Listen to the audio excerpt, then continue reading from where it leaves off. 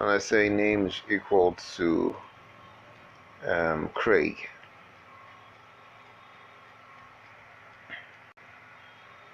And then when I say I get another name, let's say name 1. Okay, I say name 1, and let's say name 1 is equal to Craig.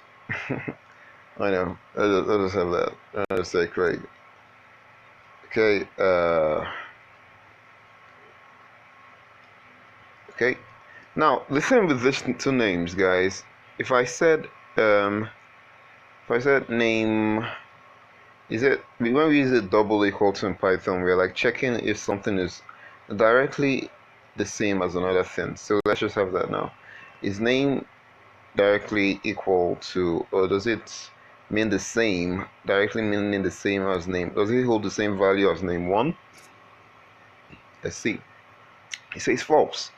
And why? Because Python recognizes spaces. Within the individual's eye, a person will be like, oh, well, there's a space, it's not really important. But imagine you were trying to search for this Craig's name, and maybe on the next line, Craig had his name, maybe it was due to some special characterization. They decided to say, hey, man, let's put some more spaces in Craig's name. Hey, what about that? Maybe to make it easy for the person to read.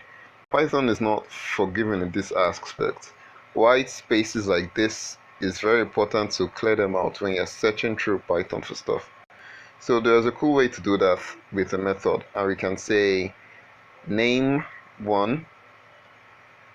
Okay, we can say name dot. We still have a variable name, and we're working on this very first variable that I typed in there. Name dot strip. Okay, and what it will do for us now, it will strip out. Oh, but let's do it this way. Name dots, and let's strip from the right side. We could just say strip from the right side only.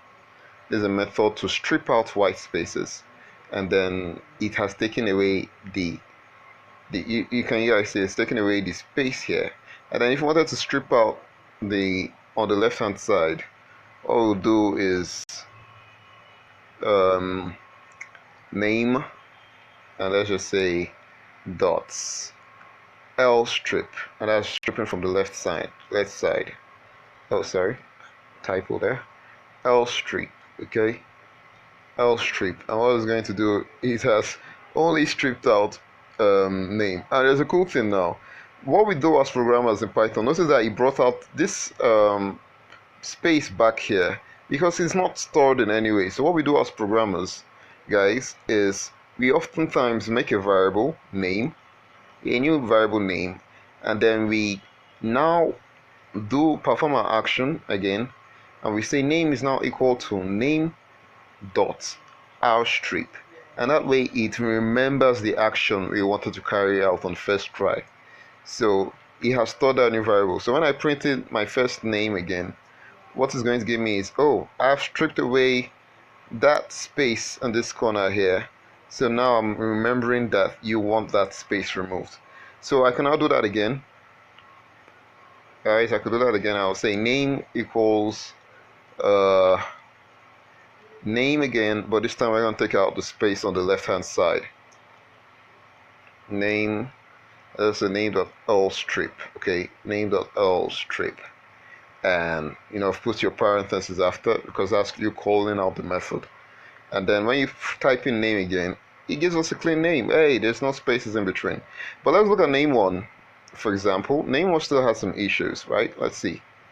Enter. Name 1 still has space before and after Craig. And I'm just going to show you guys a simple trick.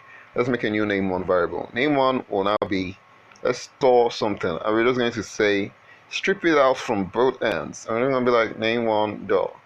In fact, make sure everything is stripped from the left and from the right, just in case you want it like that. And when we type in name 1 now, it takes away the space on both sides. So that's all for today, guys. Thank you. Oh, can I stop?